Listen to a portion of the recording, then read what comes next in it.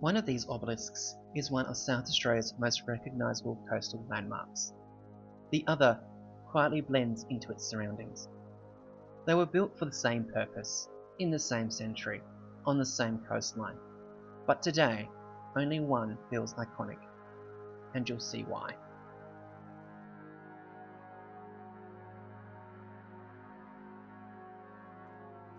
Before GPS, before modern lighthouses, before detailed marine charts, structures like these were essential navigation markers. In the 19th century, ships relied on visible coastal landmarks to confirm their position. Ports like Robe were busy and sometimes dangerous, with reefs, sandbars, and unpredictable weather. These obelisks weren't built as decoration. They were practical infrastructure. They told captains, "You're here. You're close. Adjust course." Both Robe and Port Elliot were active maritime locations, and both needed reliable coastal markers. Functionally, these structures are very similar, but culturally, they've ended up worlds apart. The Robe Obelisk sits dramatically on a cliff edge of Cape Dombey. It was erected in 1855 as a day guide for ships entering Goshen Bay. The goal was to create a landmark visible up to 16 kilometres out to sea in ordinary weather. A pyramid-like structure, standing 12.2 metres tall, was constructed by local builder George Sivas at a cost of £230. Willock teams hauled stone across rocky ground to reach the challenging site.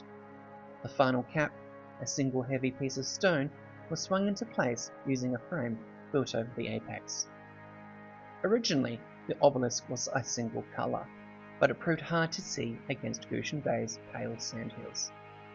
In 1862, the government painted it with 3 white stripes, 2 red, each about 2.4 metres high, creating the obelisk we know today.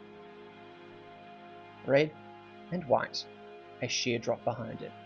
It looks cinematic, but it's also eroding. Since it was built, the soft sandstone cliffs have worn away significantly. Eventually, the obelisk will fall into the sea. Fencing has gone up, access has changed, and there is ongoing discussion about whether it should be removed, replicated, reinforced, or simply left alone. And that uncertainty has helped make it famous. It's no longer just a navigation marker.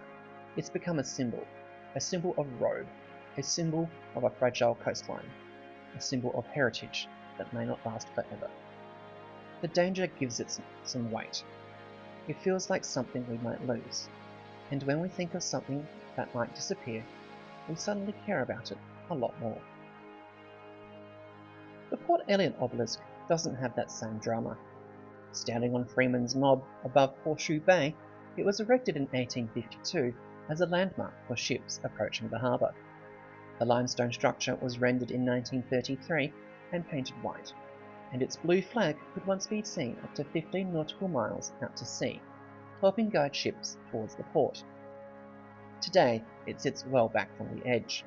It's solid, it's stable, it's unremarkable in its setting. It doesn't sit atop a collapsing cliff. It doesn't headline the local debates. It isn't a postcard image of the town. It simply stands on Freeman's Knob. It still marks history. It still represents maritime infrastructure, and it still reflects South Australia's coastal trading past. But without the erosion, and without much controversy, beside a lightning strike in 2023, and without spectacle, it hasn't become a symbol of the town in the same way. So what makes something iconic? When people picture an obelisk in South Australia, they usually think of Robe, not Port Elliot. Is it age? Both are old. Is it function? Both serve the same purpose. Maybe it's context. The Robe Obelisk dominates the landscape and has become part of the town's tourism identity. The Port Elliot Obelisk, by contrast, sits quietly among other attractions. Robe needs landmarks to draw visitors on a 3-hour drive from Adelaide.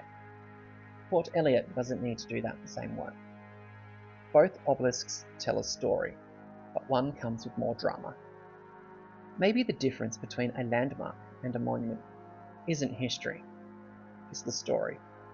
And sometimes all it takes to become famous is standing a little too close to the edge.